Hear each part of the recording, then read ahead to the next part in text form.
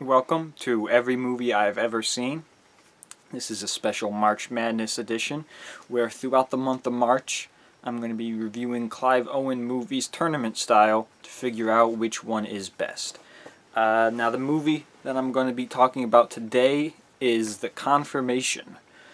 It's like a family dramedy, I suppose. There are a little bit of funny elements in it. It's of course stars Clive Owen. He plays a father. His son is I think his name is like Jaden Martell now. It used to be Jaden Lieber something. He was the main kid from It. He was also the kid from Midnight Special. He plays his son, and like Clive Owen and the boy's mother, they're estranged now. She's remarried. He's kind of, down on his luck and drinking and, rent is late, that sort of thing that you get. And the whole, I guess, plot of the movie is his tools get stolen, and I guess they were his father's tools, so he wants them back. He's got a job that he needs to do, so he needs to figure out where the tools are. A couple other people in this that I knew. Tim Blake Nelson, I think his name is. He's in this. He's been in a couple things I've seen. Patton Oswalt. Everyone knows who Patton Oswalt is. He was an odd choice. I wouldn't expect him to be in this movie. Also, Michael Eklund, I believe his name is. He's also in this. I don't actually know what I know him from off the top of my head, which is weird that I think about it now. But yeah, the movie was good. It was a good movie. I think it definitely grows on you a little bit more towards the second half, maybe like the second half of the third act. I think it's maybe starts getting a little bit more funny once you kind of understand what's going on a little bit more.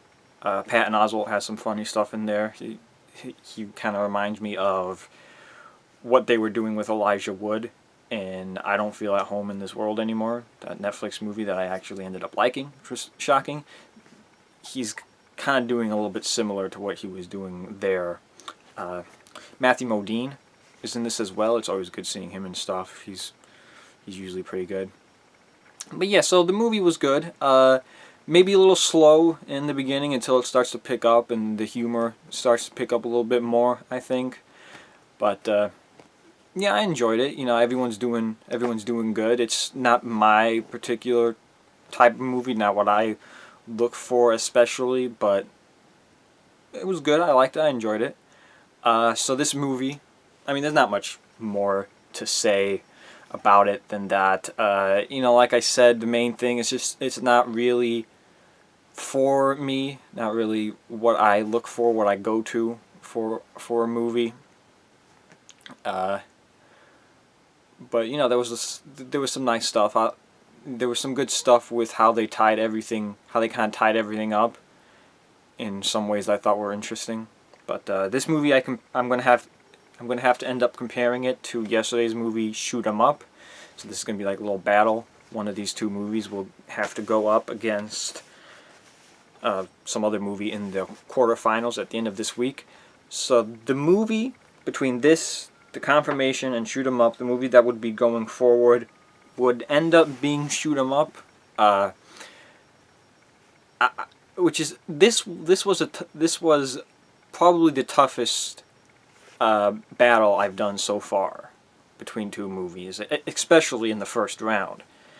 Some of the first round battles have been pretty easy because there were a couple Muppet Sale movies mixed in there, but this has been the toughest so far. And I think the reason I picked Shoot 'Em Up, while the Confirmation was definitely a better movie, I enjoyed Shoot 'Em Up more, and I'm more likely to rewatch Shoot 'Em Up, not in like a serious way. Maybe if I had some friends over and we wanted to rip on a movie, do some riff tracks, Mystery Science Theater, that type of thing, then maybe I could see myself rewatching that. So that's just kind of gives it a little bit of an edge there, in my opinion. So Shoot 'em Up moves on to the quarterfinals. We'll see what the next two movies are. See who it goes up against. But there you go. So yeah, that's all I've got to say about The Confirmation.